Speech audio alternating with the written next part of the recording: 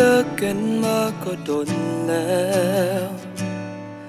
หลายอย่างอาจเปลี่ยน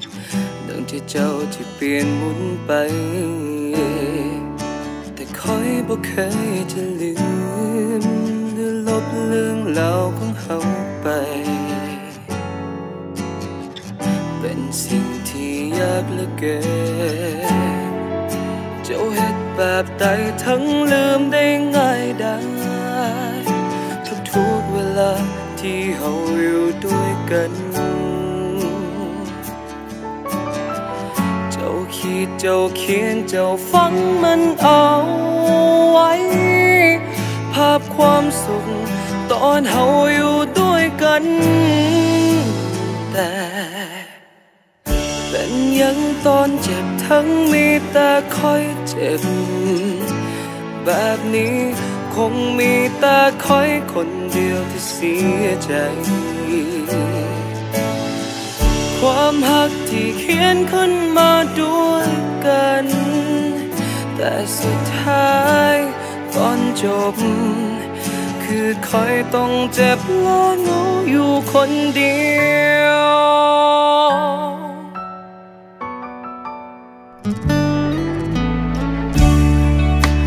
คนที่ลืมก็ลืมแล้วเลยปล่อยให้อีกคนหนึ่ง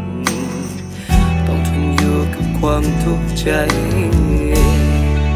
แต่คอยบ่เคยจะลืมหรือลบเรื่องราวของเขาไปเป็นสิ่งที่ยากเหลือเกินเจ้าเฮ็ดแบบใดทั้งลืมได้ง่ายได้ทุกเวลาที่เฮาอยู่ด้วยกันเจ้าคิดเจ้าเขียนเจ้าฟังมันเอาไว้ภาพความสุขตอนเฮาอยู่ด้วยกันแต่เป็นยังตอนเจ็บทั้งมีแต่คอยเจ็บแบบนี้คงมีแต่คอยคนเดียวที่เสียใจความหักที่เขียนขึ้นมาด้วยกันแต่สุดท้ายตอนจบคือคอยต้องเจ็บและเหงาอยู่คนเดียวทั้งที่ทุกอย่างเขาแบ่งมันใส่ห่วงกันความหักความสุขหอยยิ้มเสียงหัวทุกอย่างแต่ความเหงาทุกทรมานคือทิ้งให้คอยคนเดียว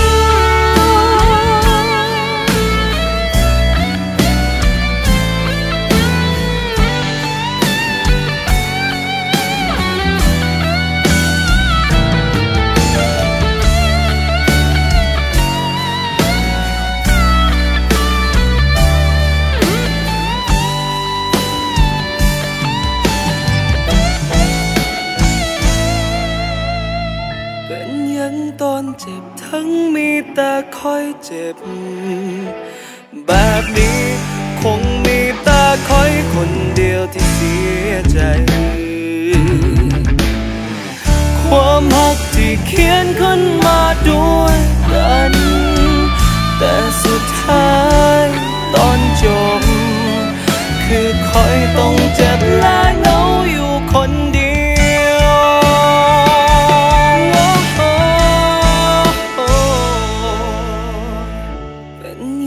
ตอนเจ็บทั้งมีแต่คอยเจ็บ